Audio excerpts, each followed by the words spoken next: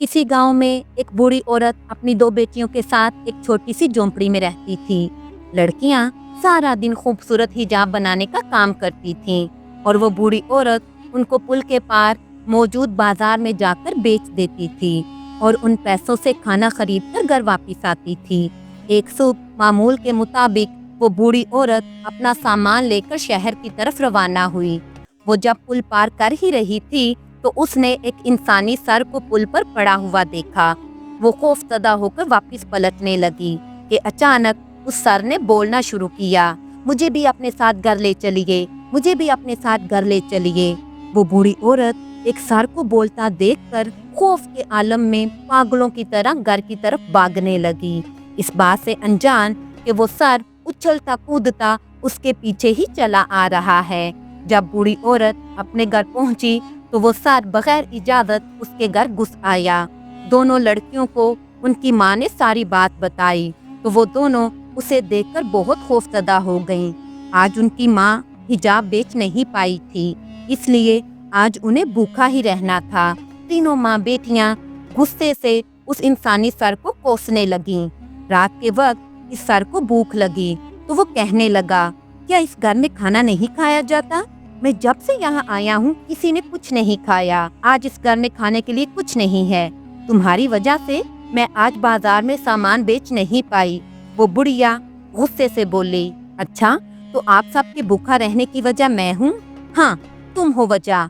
अच्छा तो फिर ठीक है, मैं आपको बहुत सा पैसा दूंगा, लेकिन इसके बदले में आपको मेरा एक काम करना होगा। वो सर बोला, कैसा काम? वो बूढ़ी हिचकिचाती हुई बोली, वो मैं आपको बाद में बताऊंगा। सबसे पहले आपको आज रात 12 बजे उसी पुल पर जाना है और जोर से 3 बार कहना है, हाजिर हो, हाजिर हो, हाजिर हो। तो वहाँ एक जिन हाजिर होगा। उसे कहना कि तुम्हारा आका चाहता है कि तुम उसके संदूक में से एक नीली पोटली ले आओ। बूढ़ी औरत ने कुछ हिचकिचाते हुए हामी भर ली। रात 12 बजे वो पुल के लिए निकल पड़ी। वहां पहुंचकर वो तेज आवाज में बोलने लगी, हाजिर हो, हाजिर हो, हाजिर हो। उसने 3 बार पुकारा। अचानक एक खौफनाक जिन उसके सामने नमूदार हुआ। ऐ बूढ़ी औरत, आप मुझसे क्या चाहती हैं? तुम्हारा आका चाहता है कि तुम उसके संदूक में मौजूद वो नीली पोटली मुझे दे दो। जो हुक्म मेरे आका का, मैं अभी वो पोटली लेकर हाजिर होता हूँ। घर आकर उस बूढ़ी औरत ने वो पोटली खोली तो उसमें बहुत सी अशर्फियां थीं, जिसे देखकर उन माँ बेटियों की खुशी का कोई ठिकाना ना था। बूढ़ी औरत ने इस दौलत से अपनी झोंपड़ी को एक खूबसूरत घर में बदला। अब लड़कियों के पास नए और शानदार कपड़े पहनने को थे। उनकी माँ ने हिजाब बनाने और बेचने के लिए मुलाजिम रख लिए थे। खर्च करने के लिए उनके पास एक अच्छी खासी रकम मौजूद थी। उनके हालात बेहतर से बेहतरीन होते गए। माँ बेटियाँ उस सर की बहुत मशहूर थीं।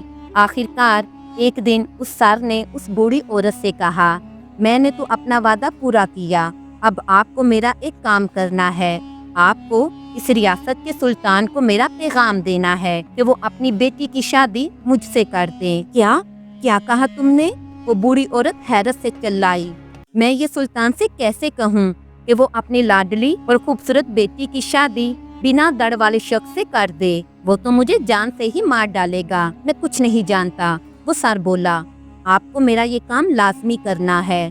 तो बूढ़ी औरत उस सर से मजीद कुछ कहने से डरते हुए चुप हो रही। चुनाचे अगले दिन वो महल की तरफ चल पड़ी। सुल्तान के सामने हाजिर होकर कांपती हुई आवाज में अपने आने का मकसद बयान किया। ये कैसी बातें कर रही हो? तुम अपने होश में तो हो? सुल्तान सुनकर गुस्से से बोला। बूढ़ी लरजती आवाज में बोली, सुल्तान, वो सर बहुत ताकतवर है, उसके लिए कुछ भी नामुमकिन नहीं है। ये सुनकर सुल्तान बोला, क्या मतलब है तुम्हारा जो तुम कह रही हो?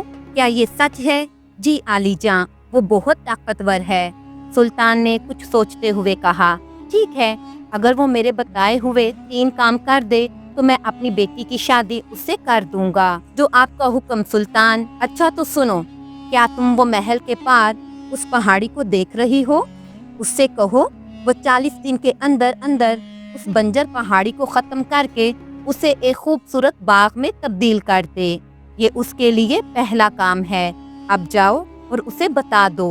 वो बूढ़ी औरत वापस आई और सर को सुल्तान की पहली शर्त बताई। सर ने कहा ठीक है, समझ गया, और उसके बारे में मजीद कोई बात नहीं की।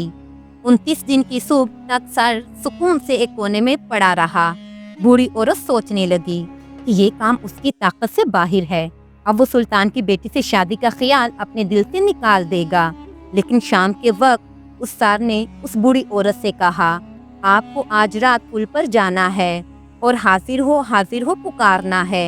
एक जिन हाजिर होगा। आपने उसे सुल्तान की पहली शर्त बतानी है और ये भी कहना है कि उसके आका ने कहा है कि वक्त पर काम हो जाना चाहिए।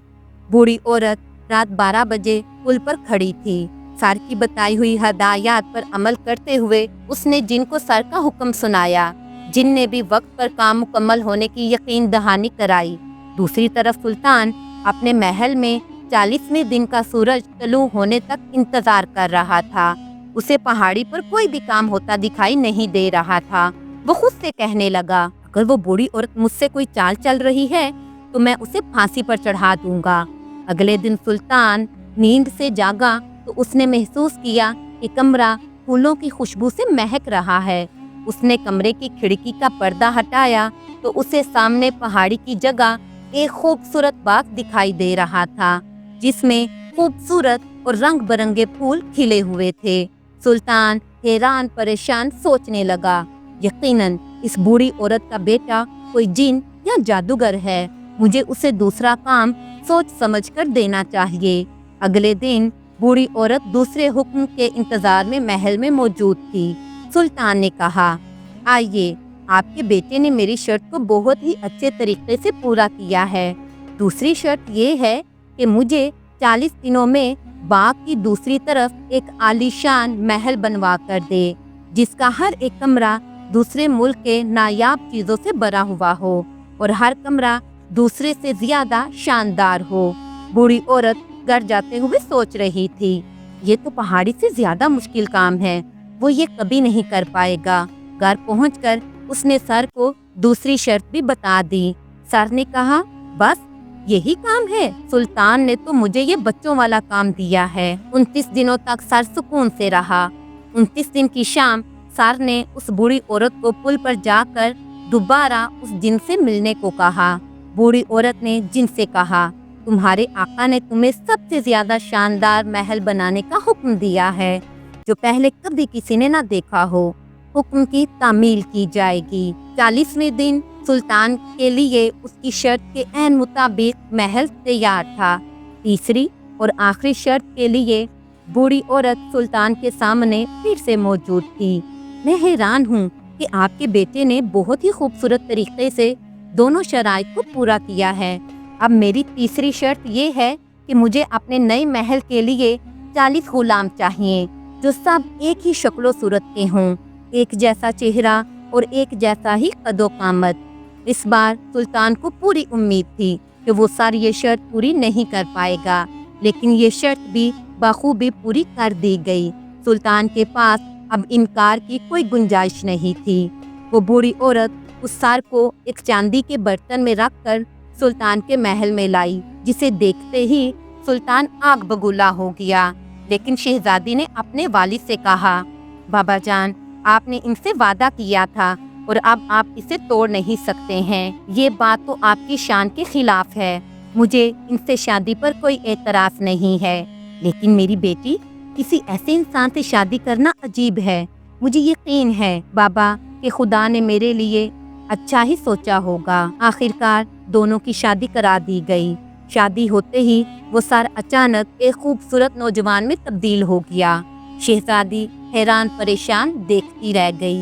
इस नौजवान ने कहा, मैं पैदाइश से ही एक शैतान जादूगरनी के जादू का शिकार हूँ। ये दुनिया मुझे एक सर के तौर पर ही जानती है। हकीकत ये है कि मैं एक रियासत का शहजादा हूँ और जिन मेरे दोस्त हैं और मेरे गुलाम भी, जिनकी बदौलत मैं तीनों शराइत को पूरा कर सका हूँ।